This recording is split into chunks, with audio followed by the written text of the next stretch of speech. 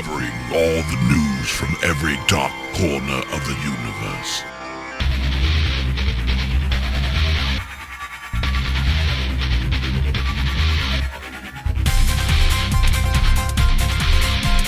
SliceofSciFi.com.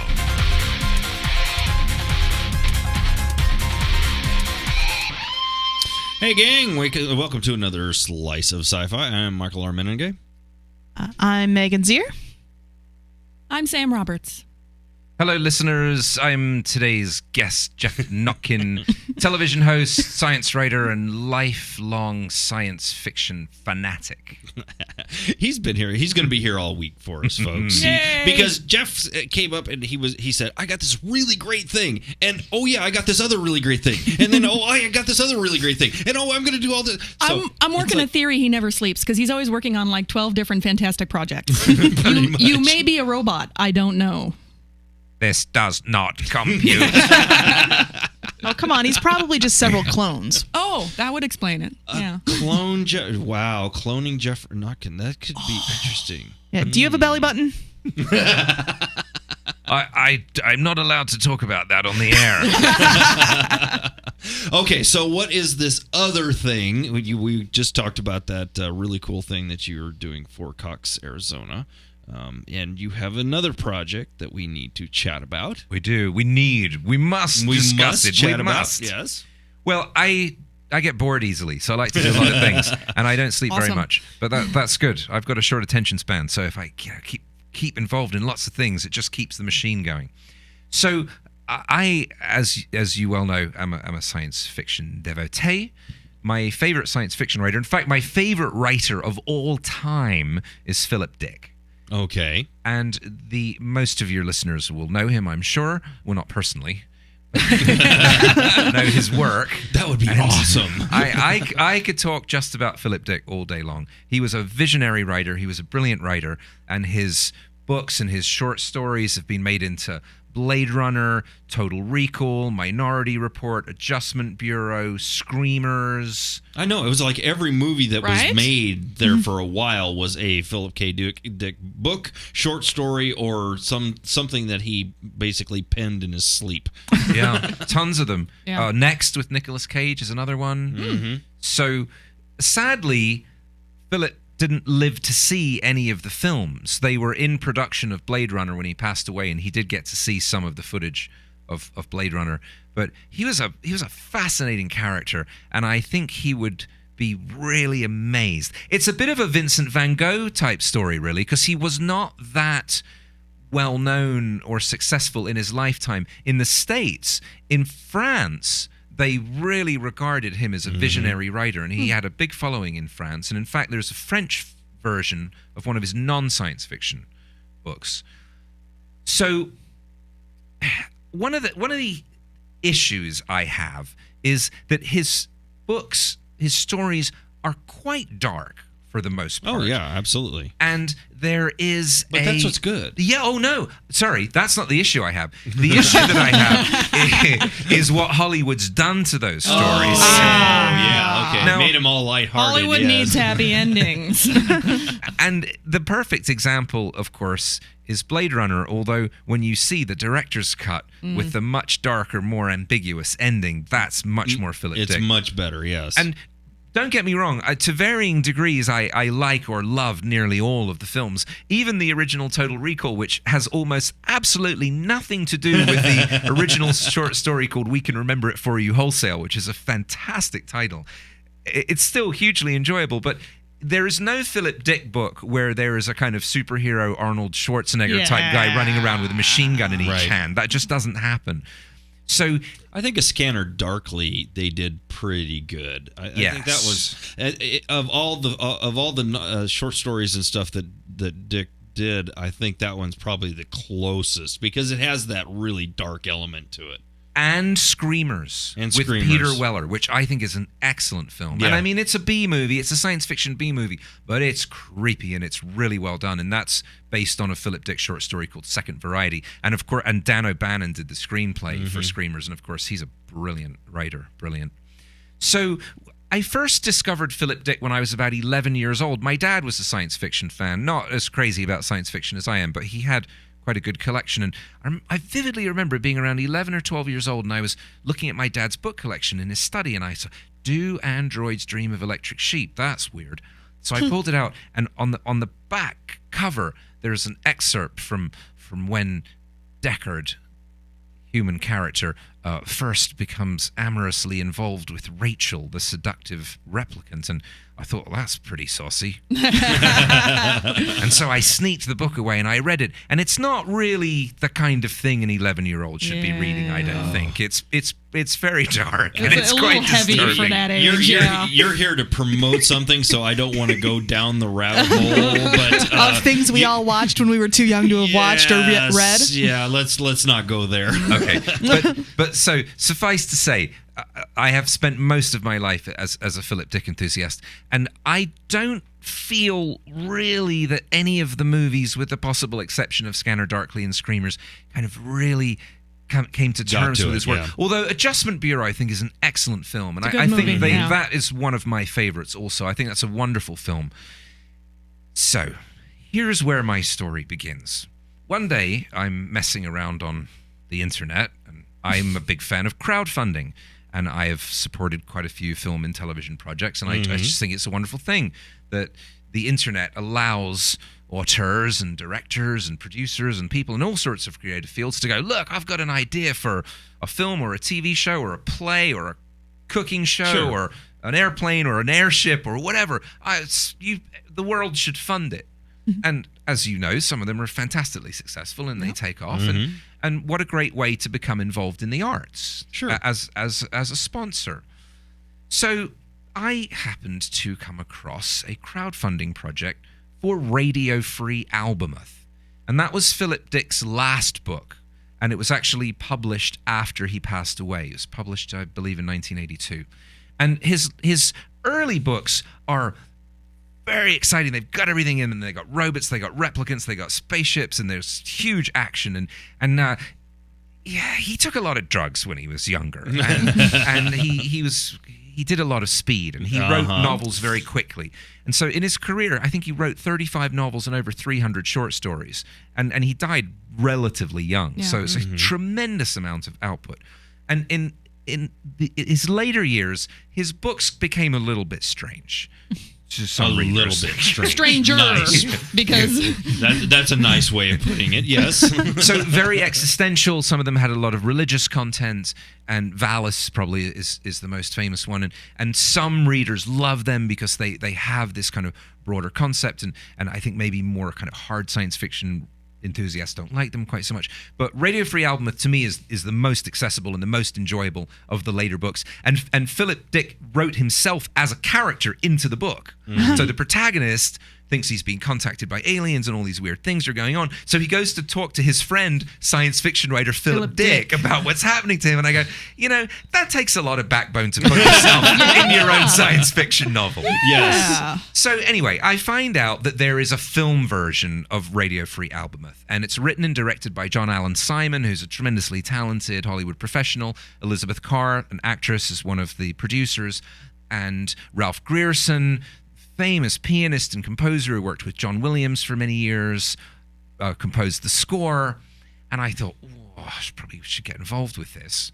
And so I emailed them and we chatted, and I said, I collect science fiction movie props, and I'd love to have something from the movie, and maybe we should do something. And then one thing led to another, and now I accidentally associate producer on the film.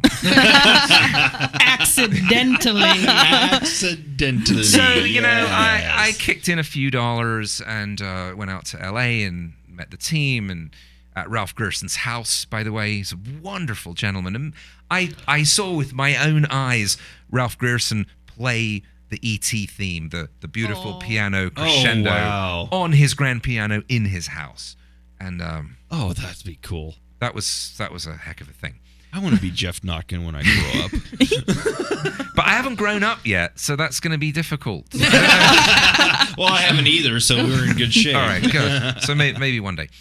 So I am absolutely thrilled to be a small part of the team, and I feel that Radio Free Albemuth really captures the wonderful strangeness and the unique, haunting quality of Philip Dick's writing. So the movie's finished, and one of the things that John and Elizabeth were working on with their Kickstarter campaign was raising funds for a national theatrical release, which will be coming up soon. But here's the best part for Arizona listeners and science fiction enthusiasts. In November 8 and 9, I will be a guest at the Tucson Science Fiction Convention's 40th anniversary. And on Friday, February the 8th, Friday, November the 8th, it's just been announced will be the Arizona premiere of Radio Free Albemuth at Tucson. Wow. Nice. And there's more. Writer-director John Allen Simon is flying out from LA for the screening, and there's going to be a Q&A. And I really encourage Philip Dick enthusiasts and science fiction film fans in general to see and support this film, because this is a work of art and it's a work of love, and these people really wanted to remain true to Philip Dick's vision. I think Phil would have been proud of this one.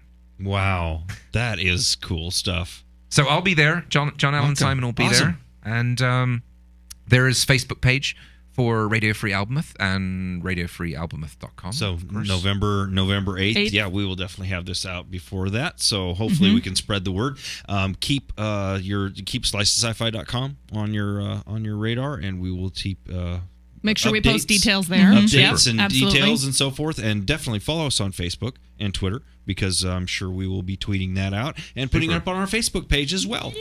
Oh, and I should mention that there are only 500 tickets to Tucson Science Fiction Convention. So if you want to go, and it's going to be great, don't delay, because we expect this event to sell out.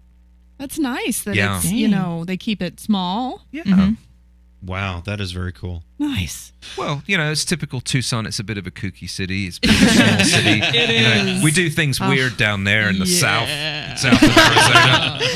Well, you talk weird and stuff down there, so obviously. Have you seen that cartoon of it's a joke cartoon of the solar system? It's a black and white illustration. It's brilliant. And there's a giant image of the sun. It says the sun, and then Mercury, and then Yuma, and then Phoenix, and then Tucson, and then the rest of the planets. It's so true. I love it. That's awesome. Yuma. That's awesome. Love that. Hey, you know what? Let's do something really awesome. Let's do trivia. Yay, trivia. Oh, yeah. Put on your thinking caps, kids, and play along with the gang. Hey, it's trivia time! Well, hello, Slicers. It's Kurt in St. George. Welcome to part 2 of Comic Book Reference Trivia. Get ready. Here comes the short version of the first clip. Now, everybody that reads comic books knows that Kirby Silver Surfer is the only true Silver Surfer. Now, am I right or wrong? Crimson Tide. Crimson Tide, Yeah, that's Denzel. Yep. I love that bit. It's so good. Super awesome. Version. Well, I said that the Kirby Silver Surfer was the only real Silver Surfer, and that the Mobius Silver Surfer was. And Bennerfield's a big Mobius fan, and things got out of hand. I pushed him, he pushed me. I lost my head, sir. I'm sorry. Rivetti, you're a supervisor. You can get a commission like that. I know it, sir. You're 100% right. It's never happened again. It better not happen again. I see this kind of nonsense, I'm gonna write you up. You understand? Do you understand? Yes, sir. You have to set an example, leaving in the face of stupidity. Now, everybody that reads comic books knows that Kirby Silver Surfer is the only true Silver Surfer. Now, am I right or wrong? Fantastic. That bit. Fantastic. That was Danny Nucci and Denzel Washington in Crimson Tide from 1995. Now, allegedly, that bit of dialogue was created by Quentin Tarantino, though he's officially uncredited. He was brought into Crimson Tide to help punch up the dialogue. Here's the next clip. The color scheme evokes Spider-Man. The horned helmet, That's obviously Castle. an homage to Daredevil. Yeah. The sword and That's scabbard, Nathan Fillion. Deadpool, a high collar, just like Black Panther. Wow. Comic book nerds is awesome. Here's the longer version. Please note how the killer has drawn inspiration Holy from costumes Castle. of Yeah. other superheroes. This is For example, kind of an the homage to color scheme Unbreakable, isn't evokes it? Spider-Man. The horned helmet, obviously an homage to Daredevil. The sword and scabbard, Deadpool, a high collar, just like Black Panther. Now, what do these characters all have in common? They're make-believe. They're driven by the death of a father figure or loved one. Yes. There you go. I love Castle. It's so funny. That was Nathan Fillion, John Huertas, and Stana Katic in an episode of Castle entitled Heroes and Villains from the 4th season in 2011. Here's the next clip. Man, you come right out of a comic book. Ooh. Not sure about that And one. the longer version. What were you looking for when you attacked my guards? Wasn't me. You were the only man outside the palace. I was outside, but I wasn't the only one. You will tell me who else. Mr. Han, suddenly I like to leave your island. It is not possible. Bull, Mr. Handman. Island of Dr. Monroe? No. Man, I don't know what you this come is. right out of a comic book. I don't know this at all. Me neither. We're That gonna was be Ken Shee and Jim Kelly in Enter the Dragon. Oh, Damn it. Mr. Han. Here comes our Duh. final clip of the day, and it's going to be one long clip. What are you doing? Well, this worked in the shocking case of the mad electrician. You just wire this here, turn the switch on, then when they come in, put their hands up.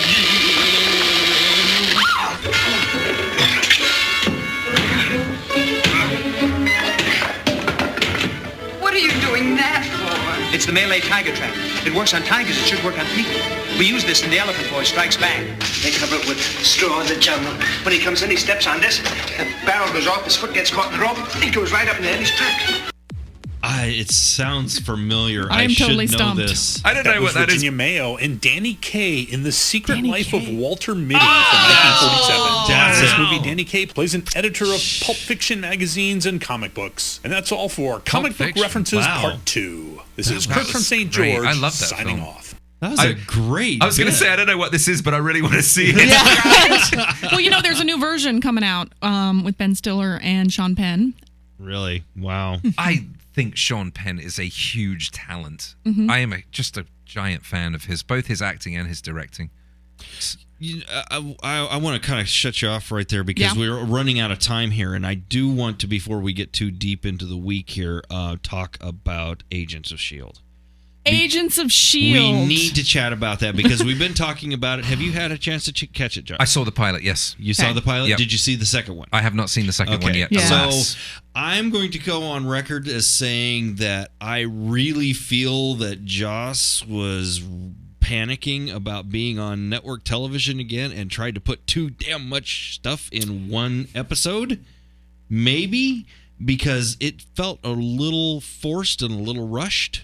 The pilot? Yeah. I think the first two have been a little awkward in a way. Mhm. There's your usual Josh-isms, which are like the fun, quippy dialogue and the cool references. Oh, there's great stuff in and there. Great characters, but like the loner secret agent dude is a little wooden. Yeah. And they're really trying to kind of force the team thing.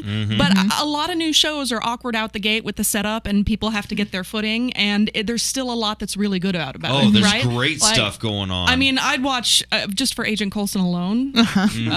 So, but even he felt a little forced in those that first episode. I felt like he was trying to push it a little harder, a little more. It was what we were talking about earlier, which was that this has to be a hit because so much pressure. There's so much pressure for this to be a great series because all the movies have done just bazillions of dollars. And it's Joss's return to network television Exactly. after a bunch of cancellations, right? Everybody knows about Firefly. So I get the pressure, and I get how it maybe has been just sort of come across in the few episodes. I'm hoping it evens out. I do because too. I think there's enough good there and there's enough potential there that it could be really fantastic. It could be like It will. Firefly. I think it is going to be fantastic. I'm going to give it its 5 episodes and say in 5 episodes, it's going to find its footing and it's going to be absolutely awesome. Because I think as soon as Joss gets his legs under him and gets comfortable with taking the risks of moving into the really awesome dialogue that we know that he can write, it's going to be great. It is less him, though. I mean, he's Yeah. executive producer, but it's his brother Right. and his sister-in-law. Yeah, it's the same people who worked on Dr. Horrible with him, right? Yes. What did you, Geoff, think of the pilot? I was a bit disappointed. Yeah. I thought it was too much network TV and not enough S.H.I.E.L.D. Yeah. And the original comic, going back to the 60s, when Kirby drew it for a while and Jim Steranko drew it for a while. Probably my two favorite comic book artists. And it was an obscure Marvel comic. It was never one of the big ones, but it was one of my favorites. And I loved the gizmos and the gadgetry and the flying jetpacks. And there was a little bit of it in the TV show. But I mean, if you take out the flying car and the extra engines on the jet plane and a couple on the superhero, it's just a regular cop show. I didn't feel like these were the super high-tech secret organization. But that being said, the set design was fantastic. It was really beautiful to look at, and I do think Coulson's a fantastic character. But I always say this about science fiction on television. I always want them to push it further. Yeah, it's more not fantastic. Science fiction enough. Yeah. It's too much mainstream TV. But to be fair, I've only seen the pilot, and it does take a while. Yeah. And here's just a little anecdote about that. I was tweeting while I was watching it, and I was a bit annoyed, and I sent out a tweet that said, "You got to give Joss total artistic control, Marvel and networks, and then if you're lucky, you'll have another Firefly." And I said I wanted it to be more daring, and so a guy tweeted back to me, and he goes, "Dude, lighten up. It's only the pilot. You know, pilots are always awful." And I wrote back and said, "No, I have to disagree because the pilot to my show is excellent." And he tweeted back and he said, "Lol, touche." No, but I really, Joss Whedon's a great talent. I want it to be great. I hope they do great things with it. I think it's going there. I really do. I think we're going to see some great stuff out of it. All right, I'll stick with it if you will. Yeah. Absolutely. And that's going to do it for this show. Thanks, everyone, for tuning in. What do you think about the show? You know where to go. You can tweet it. You can Facebook it. Find us on slicesyfy.com.